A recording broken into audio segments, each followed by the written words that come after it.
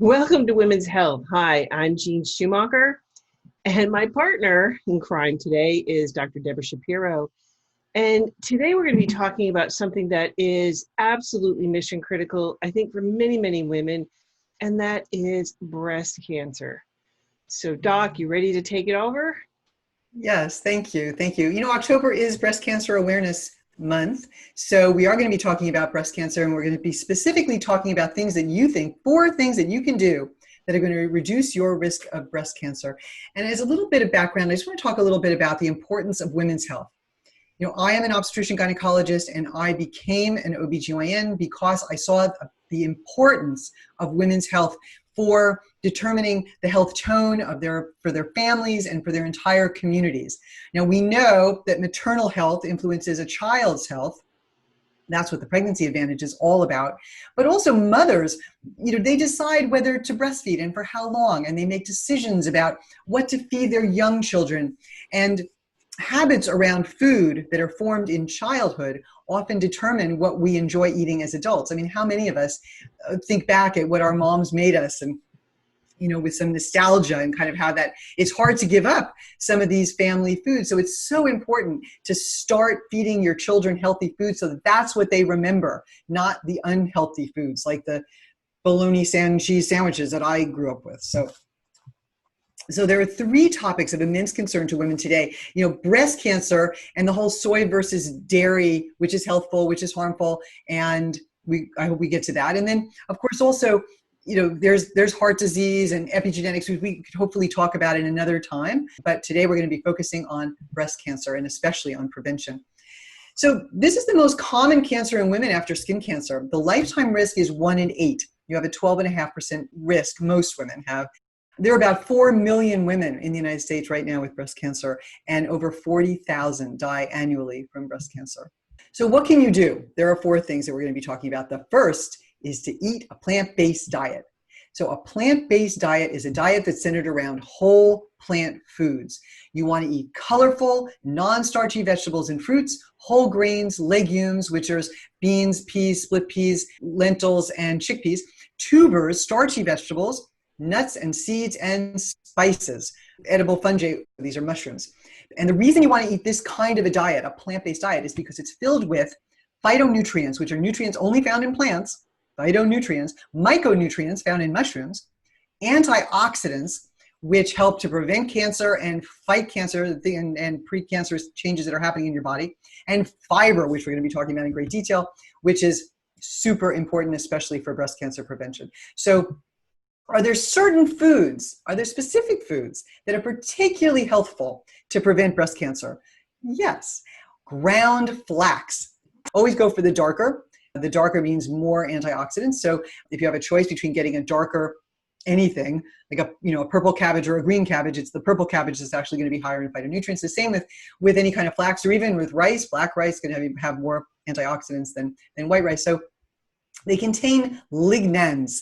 So these are different than lignins that are in the woody part of a stem of a tree. These are lignans, and this is another kind of fiber. And they actually are anti-estrogens. The lignans in flax are actually 95% of something called, it has a very long chemical name, but you could just abbreviate it as SDG. And this has anti-estrogen properties, and actually in animal studies decreases cell growth of tumors. And using tamoxifen and ground flax improves the cancer fighting ability of the tamoxifen in preventing recurrences. So if you can start your life early, if you can actually be having ground flax even before you conceive, it might be changing also the epigenome in the embryo, even in your child's gonads, so that the next generation can be healthier. But also, if you can start your child out getting these lignans and getting flax, that will also help reduce her risk. Nothing wrong with sprinkling on, a tablespoon of ground flax every single day. I put it on cereal. I put it on my salads also. Jeanne, how do you get your flax? I'm so glad you asked. Well, one of the things I started doing, and it was interesting because I just did one change. I'd already been plant-based, and I made one change per my doctor, and he wanted me to add in a smoothie. And I've always been of the mind, oh, we need to chew our food. Shouldn't be drinking it. So I was kind of hesitant, but interesting because I started adding a smoothie to my diet, and it was interesting to see the changes in my body. And I was fascinated to see, because I've started tracking my data. I have a scale that I use. I use a Tanita scale, and it measures 11 different measurements in my body. And one of them is bone density. And I started to see my bone density going back up just by changing and having the smoothie. So I put in the smoothie, obviously ground flax, and, that's one of the pieces. But it's amazing how just that addition of the ground flax and the amount of greens that I'm getting, because literally there is about a pound of greens in the smoothie. So, and that's split between my husband and I. But so I'm, in one setting, I'm getting like a half a pound of greens, which if you've not seen greens, like what takes to half a pound, it's a lot. And that's fantastic. And so that's really great. It's changed a lot of I'll just be delicate, the stool that's coming out. Wow. Big changes there. I think what's important is that you talked about it being a green smoothie with a half a pound of greens. A lot of people think smoothie and they just think fruit.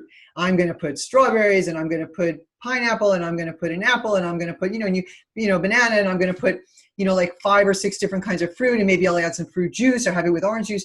And that's not really what we're talking about, because if you drink that, you're going to be flooding your body with a lot of fructose fast. So that's not ideal. But what Jeanne's talking about is something very different. So maybe you can describe your perfect smoothie. So I start with, and this is to make 2 smoothies. Okay. So I just want to qualify that. So my husband and I both drink 32 ounces. And so it's 64 ounces that I'm making in this smoothie. So I start with half of the pitcher, of 64 ounces with water. And then I started blending, and I'll add a banana, and then I'll add 4 tablespoons of ground flax. I'll like a half a tablespoon of amla powder, some goji berries, some acai powder, and then I get that going and blending. Then I'll add 1 pound of greens. So it's a phenomenal amount of greens, and I use a variety of greens. So I'm not getting the same, every day. So then I'll add some blueberries at the end, wild blueberries at the end. So that makes 64 ounces of some massive amount of fiber. And we know that fiber is one of the other big things that, especially for women, we need to get that fiber into our diet, because it's going to help our gut biome. The gut biome is so much more important than we ever knew. So yeah, I know, but that's how I'm getting my ground flax in. Fantastic. Okay. That sounds like a great, for people who don't know, amla, AMLA, that's an Indian gooseberry. It's a very tart fruit, highest unusual food with highest antioxidant level for an unusual food. And so you can get it usually at Indian markets, but really fantastic. It also is great for your blood sugar. So amla is fantastic. You only need a little bit, and you don't taste it once it's in something. So the other foods, so we're going back to foods that are particularly important to reduce your risk of breast cancer. So cruciferous vegetables, or to fight breast cancer if you have it. But cruciferous vegetables like broccoli and cauliflower and cabbage and Brussels sprouts and things like that, crucifers, they contain something that becomes an amazing antioxidant when it's exposed to an enzyme. So sulforaphane is the end product. That's the antioxidant, and that's what you want a lot of. But you can't just take your cauliflower, stick it in a pot of water, boil it, and expect when you eat it to have the sulforaphane, because it's like a chemical reaction. It's like those little glow sticks. You have a precursor that's in there, and you need to expose it to the enzyme. And it actually takes about 20, if you're going to cook it, it takes about 20 minutes to develop that sulforaphane before you cook it and destroy the enzyme. So the precursor isn't destroyed by cooking, the sulforaphane isn't destroyed by cooking, but the enzyme to create the sulforaphane is destroyed by cooking. And so if you're going to be cooking your cruciferous vegetable and only eating it cooked, then you need to cut it up first and let it sit for 20 minutes. Actually, I think it's 40 minutes, and then cook it. Or if you don't have time for that, you can eat your cooked cruciferous vegetable with a raw cruciferous vegetable, because that will also give it the enzyme that it needs to create the sulforaphane. Like putting your cooked vegetable on a bed of arugula, rocket, you may know arugula, or have it with a little bit of shredded cabbage, or you can put a pinch of mustard powder. Actually, pinch of mustard powder also has that enzyme, so you can get your sulforaphane. Of course, if you eat things raw, if you eat your broccoli raw, or even if you have some raw, some cooked, it's going to be fine. And then mushrooms. Now, some mushrooms have a little bit of a poison called agarotine, so you must cook your mushrooms. You have to cook your mushrooms. So, Jeanne, do you have a mushroom dish that you like? Some people don't like mushrooms. I love mushrooms. Oh, I love mushrooms too. And my absolute favorite, and I think I've nailed this recipe, is a mushroom barley soup. Oh, it is so good. And it's hearty and filling, and it's just a really great dish, especially coming into fall and winter. You know, here in New England, I'm in New England, so it is starting to get the fall, the leaves are coming down, and you're starting to get that Christmas in, and it's like, yeah, soup. And I love soup, and I could eat soup every day. So mushroom barley is one of my favorites. Fantastic. So all full of anti-cancer vegetables. So mushroom, a cancer fighting absolutely if cooked, and a little pro-carcinogenic if you don't cook them. So I know in a lot of salad bars, remember those salad bars? There would be chopped raw mushrooms. Just leave them out. Green tea, antioxidant, very good for helping you with any kind of oxidative stress in your body. So green tea or matcha, of course, and turmeric. So turmeric is another spice. It actually is a root, right? It's a tuber. It has a very little orange tuber. You can buy them raw, and you can put them in your freezer, and you can also get it as a spice, just already ground. They're both fine. They're anti-inflammatory, antioxidant, anti-tumoral effects. Excellent if you can get even a quarter of a teaspoon of turmeric in your food every day. So diet, I think we covered diet pretty well. If I am making a green smoothie, I would definitely put a little bit of turmeric into my smoothie, and I have some frozen. I just cut off a little quarter of an inch, and I stick that in, or even more if I want it.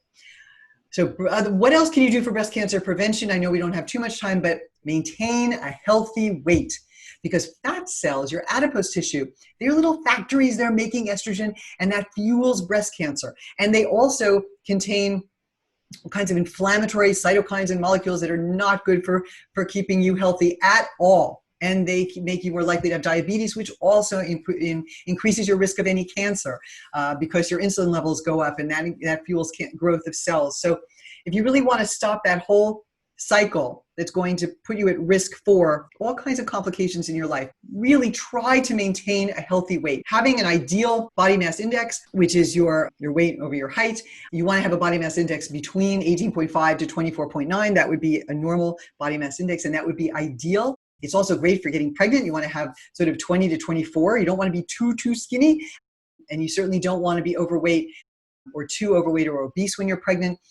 Just trying to maintain a healthy body weight. And the good news is that if you eat a diet centered around whole plant foods, you will naturally get down to a more healthy body weight, right? So healthy body weight. And the other thing that can help you with your body weight and also with reducing breast cancer risk is exercise. Daily moderate exercise, briskly walking for 45 to 60 minutes a day is a goal that many of us can do. If you can't do it right away, then start with whatever you can do. If you can walk for 5 minutes, walk for 5 minutes, and then increase it slowly over time. Then go to 10 and then 20 and 30. And finally, who knows down the line, you will be able to walk. So we can walk up after 60 minutes a day. That's fantastic. Physical exercise is going to improve your immune function. It also improves your mood. And also getting out in the sunlight midday is going to help us to have the ability to make more melatonin, so you're going to sleep better later on. And more aerobic exercise, where you're actually getting your heartbeat up, is going to have additional health benefits in terms of reducing your risk of Alzheimer's. One of the things that I got at the last National Health Association conference, there are these called Nordic walking poles. And so I have to say, I am loving these poles. And so I have a girlfriend that I go walking with, and we try to walk every day. And we've got a place mapped out where we can either, depending upon how we feel that day or whatever, we have about between 7,500 and 10,000 steps mapped out. So when we're walking. So, and it's good to schedule time with someone to exercise like that. Because first of all, if you schedule it, you've made an appointment. You're blocking that time out for yourself. And that is huge. So, and also that you know that the other person has rescheduled their day around you so that you can be together when you're coming up to the appointment time and you're like, yeah, I don't feel like going. You know that they're going to be waiting for you. Right. So it's mission critical. Also, if you can have a Fitbit and do Fitbit challenges, because that has always motivated me. I'm very, very competitive by nature. And so I really like those challenges because like I'll go to bed, like the woman that I do Fitbit challenges with, she's in Colorado, and I'll go to bed and I'll be up like 4,000 or 5,000 steps ahead of her when I go to bed. I'll get up in the morning and I'm behind her like 4,000, 5,000 steps. I'm like, okay, were you up like sleepwalking? What's going on here? Did you put the dog on the treadmill? What's going on here? So that just motivates me to really want to become more active so that I can, pass her in the steps. So I really, really like that. But also my girlfriend and I have been taking it outside and walking. And I have to say, just being outside in nature is such calming, so relaxing. And we're on these, they're called rail trails, by me, where they picked up the old railroad beds and they've made them into what they call linear parks. So we've got a lot of those around here. And oh my God, they're so beautiful, especially they're going over some beautiful reservoirs. And so you're seeing water, you're seeing the blue skies. And here the leaves are just turning magnificent right now. I think that having an accountability partner is excellent. And, there is something actually the Japanese call forest walking. I know you can look up forest walking, but it's called forest bathing. Forest bathing, basically the sort of we were walking. just talking about that. Jeanne Goddard on Last Health Changers, she was discussing this whole concept of forest bathing. And I was like, I had never heard of that. So. But there's some of us, there are people that live in big cities. And I think it's a little more challenging. I grew up in a city and I used to love New York, and I used to go for long, long walks in New York. Actually, I would walk from Columbia University from 116th Street and Broadway all the way down to the tip of Manhattan, on a Sunday, 5 miles or so. But, New York is great for that. So even if you can't be out in nature, you can be outside, and there's still going to be birds, and there's still going to be a little strip of blue above you, at least in the city. But there are also parks. I mean, there should be parks. And I would hope that you could look around your neighborhood and find areas that can bring you some pleasure, because exercise, especially walking, should be pleasurable. I do have an elliptical, though, for when I can't get out and when I'm really stuck. And anytime that you can be up instead of down, anytime that you can be upright instead of sitting is going to be better for your health. So being sedentary and spending a lot of your hours just sitting is not healthy. And it goes along.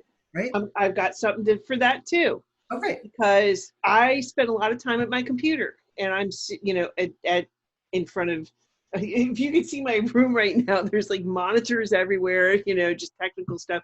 But I'm sitting on a ball. Okay. So like, as I'm editing videos, and I spend a lot of time editing, I will stop and I'll be moving my body and I'll be going back and forth, and, and it just really, you can feel it. Also, kind of like those little mini trampolines, that help to clear out your lymph system, bouncing up and down on these babies. I mean, it's very similar to that. So, cool. Plus it's fun, honestly. Yes. I mean, who does not like sitting on a ball and bouncing around? And, it brings out the inner kid in me. Right. And there are actually some fun little exercises for stretching in your back, and so you could take little breaks to do that. I know at my work, I have a standing desk, which I love. And when I worked at Kaiser also, every day I was standing. I never sat except when I was in the exam room with patients, but I stood the whole time, and I thought it was fabulous. I really hate sitting in a chair. But also at our work now, we have, I don't know what they're called, but they look like snowboards, but they're like a teeter-totter snowboard.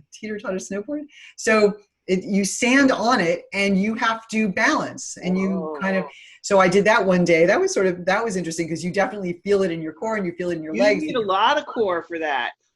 Right. So, it's not something that you have to do for hours and hours, but it's kind of fun. If you do have a standing desk, that's something. And I know that Dr. Greger has a treadmill desk. If anyone's ever watched Dr. Greger on any of his videos, not his nutritionfacts.org videos, but his Facebook lives and his YouTube lives, he is always walking on his treadmill. So he has a treadmill desk. I think you have to get used to that if you're going to try to be actually working while you're walking. But I think just the idea that you should be moving. We have to be moving. And I remember my father used to say to me when he'd find me watching at the end of the day after school, I'd be watching Lost in Space. And he'd say, if you don't use your legs, they're going to fall off. turn that idiot box off. And get Yeah, but outside. Lost in Space, that was a great show. That was awesome. I love that show. I loved it too. It really dates us, right? We're the same age. So, but the thing is, kids come home from school and they're just, glued to that TV or they're glued to their screens. And this is not a good way to grow up. It's not a very good way to grow up. And so we have to find ways to get kids out.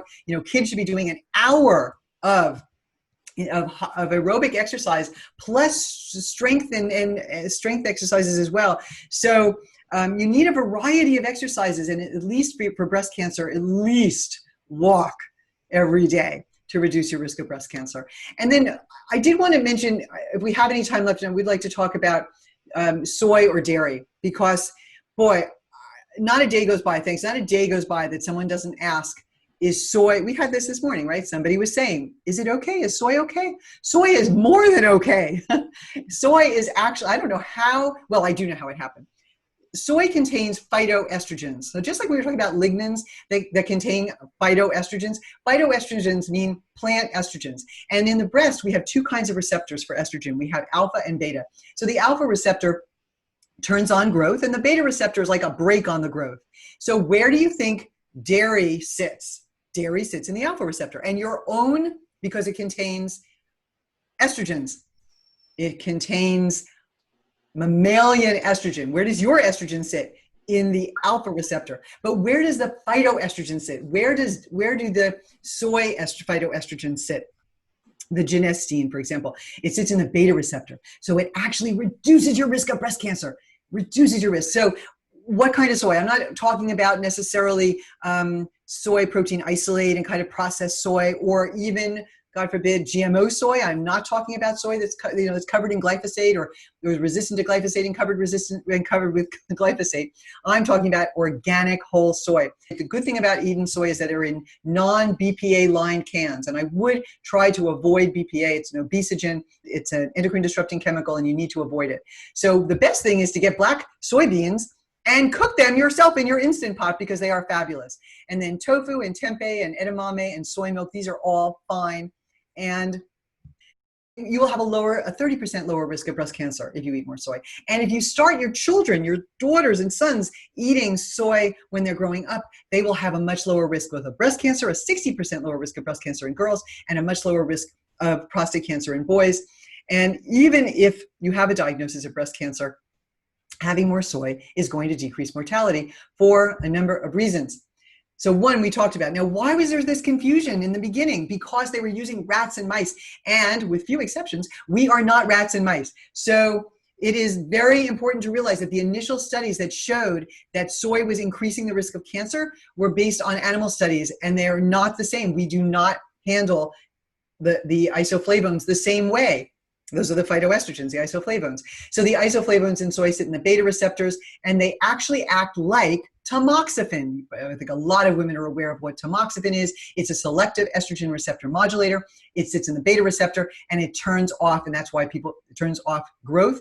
And that's why they give tamoxifen to women after early breast cancer to prevent a recurrence. Soy does that too.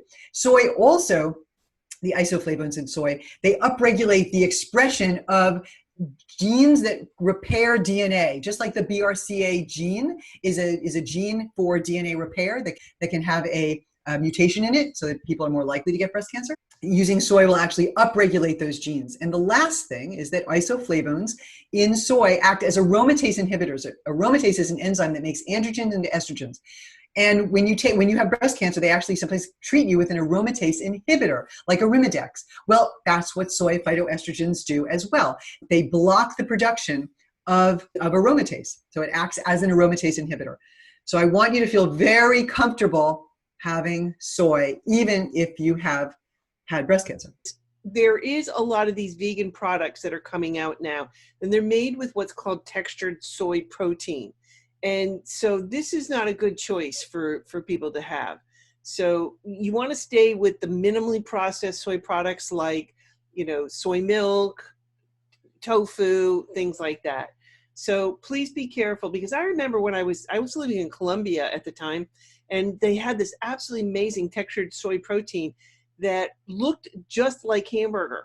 I mean, and when you rehydrated it, we used that like in a marinara sauce to mimic like a meat sauce. So that is not a good choice because it's very, very processed. So you want to stay away from those things, and especially anything that, a lot of these vegan products, they may be vegan and there's no animal products in there, but they're still not great healthy choices. They're very high in salt, oil, and sugar. Okay. The holy trio there. It's true. It's true. They can be high in saturated fat, things like the Impossible Burger and the Beyond Burger. They can be very high in saturated fat, but they don't have any cholesterol. And so if you are making the transition, these are definitely transitional foods. If you love your steak, if you love your meat, and you can't do without it, then it's better for the environment. It's certainly better for the animals if you eat these things, but they're not optimally healthy foods. But if you need them to make the transition, then I can't fault you. I mean, really, there's no harm. I was just listening to Dr. Greger talking about the mock meats and stuff, and there really isn't. There is benefit to the environment. There's benefit for the animals and for the people who have to work in slaughterhouses, certainly. And they're not going to cause cancer.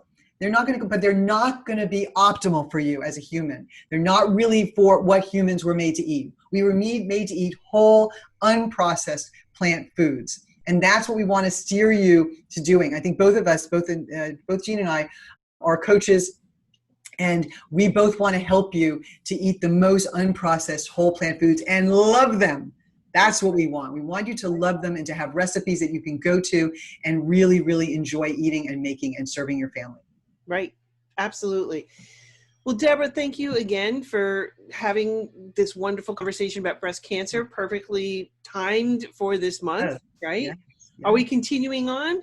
We absolutely can. We absolutely can. I have some stuff about dairy next, and we can talk about heart disease too, or other things, because I know Dr. Shah also covers that very well. If anyone is interested in working with me, you can find me at A New View of Food, anewviewoffood.com. And for Jeanne, if they want to work with you, simplyplantbased.net is the mothership. So, excellent. And of course, Debra and I are working together on the Pregnancy Advantage, because we want to get your body pregnant ready. And that's how we're going to change the world, really. If we can help women get in their best state before they conceive, the next generation and future generations are going to benefit. Right. Yes. All right, Debra, I will see you next week. Thanks again. Bye-bye.